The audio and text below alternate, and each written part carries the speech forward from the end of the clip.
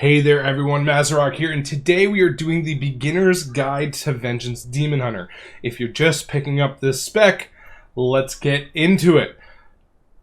But first, please do like, comment, subscribe. It really does go a long way to helping out the channel. This is an early access video for my patrons as well before it comes out on YouTube, so if you do want early access content and you wish to support, your smaller content creators, Patreon is a great way to do it. Also, please, Discord.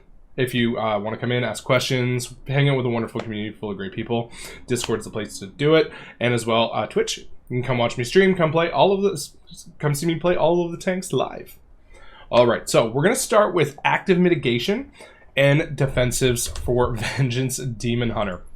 So Metamorphosis is your 3-minute big cooldown. You transform into a demon for 15 seconds, you increase your maximum health by 50%, your armor by 200% while transformed, and Shear and Fracture generate 1 additional Lesser Soul Fragment and 20 additional Fury. We're going to talk about resources a little bit later, but the big thing is here you get 200% more armor and 50% more max HP. This is, of course, very, very strong, but it's kind of one of the weaker ones when you're talking about all of the sorts of things that you can go, but you also, with some talents, gain an extra 10% leech. So base, you get 10% leech within the kit itself, within the tool, within your talents. Then you'll get another 10% on top of, and you just deal more damage and all of this fun stuff because you're generating more fury and everything else. The next defensive that you have is Fiery Brand. Base, this comes at a 1-minute cooldown. It deals fire damage to the target applied, and that enemy's damage done to you is reduced by 40% for 10 seconds. So this isn't you hit Fiery Brand and everything around you deals less damage. It's the target that you hit with it. Very, very important, but it's got a nice low cooldown of 1 minute. Lastly, there's Fell Devastation. Now this has a 1-minute variable cooldown with the talents that we're going to take, which we will get to in a later portion of the video. But what happens here is with Demonic, a talent in the class side, you gain Fell Dev for 6 seconds. When you get Fell Dev, you get Metamorphosis for 6 seconds when you hit Fell Devastation, and Fell Devastation deals a good chunk of damage. Really, really solid there. Deals a lot of fire damage, and it heals you up with frailty and things like that. So now we got to start talking active mitigations, which with this build here, you're actually going to be able to get full uptime on Demon Spikes. So what Demon Spikes does is it is a rolling ability active mitigation. It increases your parry chance by 15% with the talent that we take, and it increases your armor actively. Now here it is based upon, there is with your mastery, we'll talk about stats a little bit later, but the amount of armor that you gain is based on your mastery. Lastly, Frailty. Frailty is very, very important, and we're going to start talking about this right now. So, Frailty is a debuff that you apply with Sigil of Flame, Soul Cleave, and Spirit Bomb. And you heal for 8% of all damage you deal to targets affected by Frailty. So this is very, very important that rotationally, you want to make sure that you're keeping as many stacks of Frailty as you can on as many targets as you can, because your damage is going to heal you for 8%, and this overlaps with talents like Soul Crush. Multiple applications of Frailty may overlap, and Soul Cleave applies Frailty to your primary target for 5 seconds. Easy peasy, let's go. So, with that, you keep Demon Spikes running 100% of the time with this build.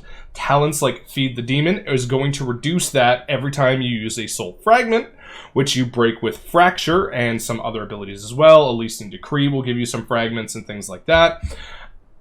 But with this build, you actually want Demon Spikes to drop, because we're running Calcified Spikes. So when Demon Spikes drops, you gain a 12% reduced damage after Demon Spikes end, fading by 1% per second. So when that drops, Calcified Spikes comes up, and then you want to hit Demon Spikes again, and with this build, you're actually able to have full uptime on both.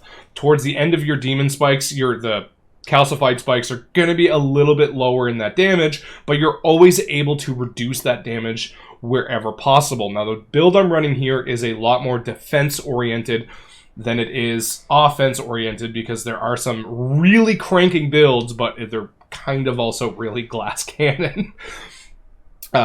So that's something you got to watch out for. Now, with with stats, haste is your #1 first priority stat that you want to start getting. This affects everything about your kit, how fast everything goes, and how well you're able to kind of work through your GCDs and all of that. After that, versatility is your next very important stat, which is why I also like tepid versatility, because versatility tends to be very, very difficult to get, especially in Season 1. As we get further on into the season and the item levels start going up, the secondaries start increasing, versatility is going to be a lot easier to get, but right now, it's a little difficult. So wherever you can get extra verse, try and get it. That's why I just run tepid verse. On my server, they're like 30 gold or something a file right now. They're super cheap.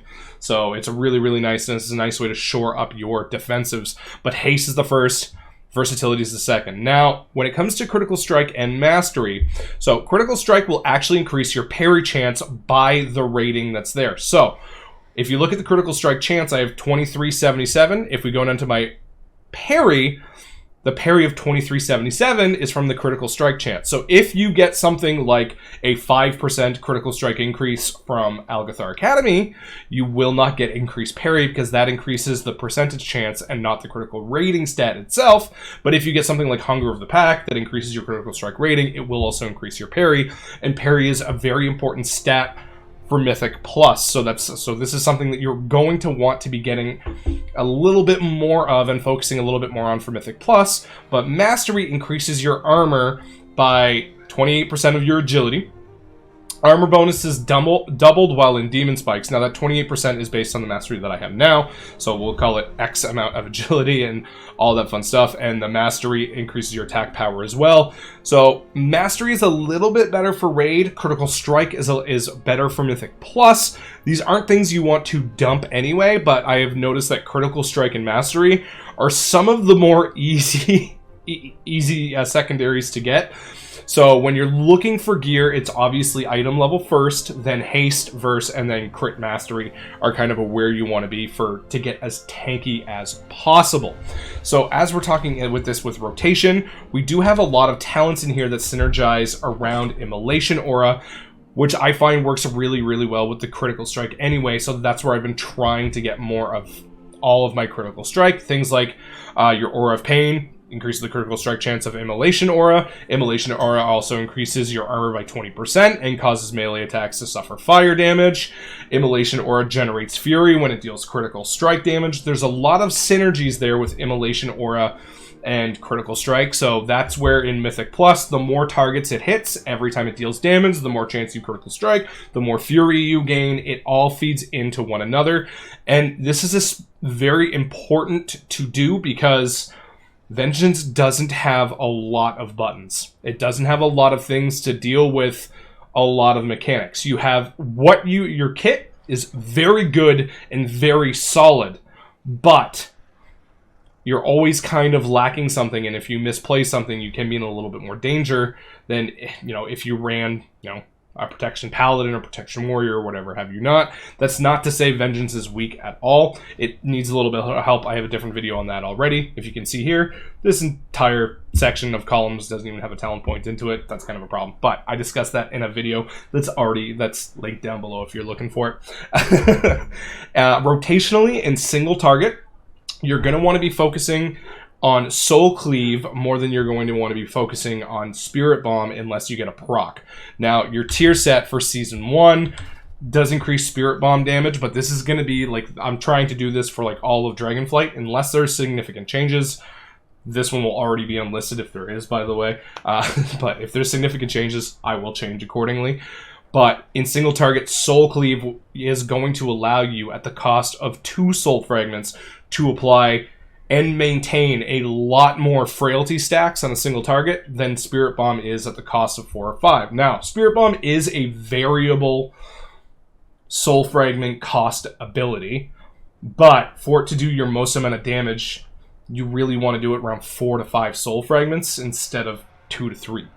So when you get your 5 and you get a nice big proc, Boom, Spirit Bomb. Soul Furnace is also very nice. Every 10 soul fragments you consume, increase the damage of your next Soul Cleave or Spirit Bomb by 40%. So this is something to work in rotationally. It will be nice and glowy when you get Soul Furnace up, and that's when you want to use Spirit Bomb, because increasing that damage is huge.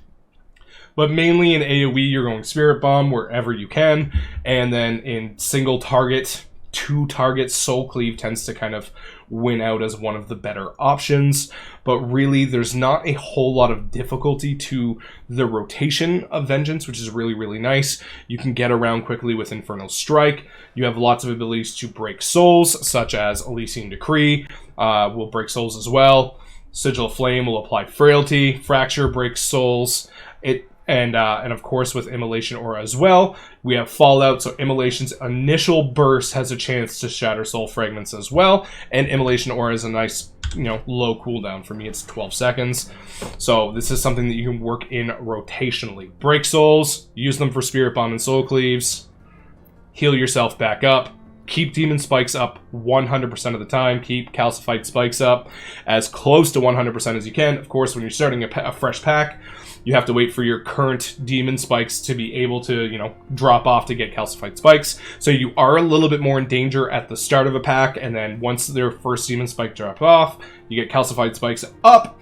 Then that way you're going to be able to kind of roll all that in and kind of remain decently tanky. And then Fell Devastation here deals a lot of damage with Stoke the Flames. You have access to Cheat Death with this build every minute, and you gain Metamorphosis whenever you activate that Cheat Death.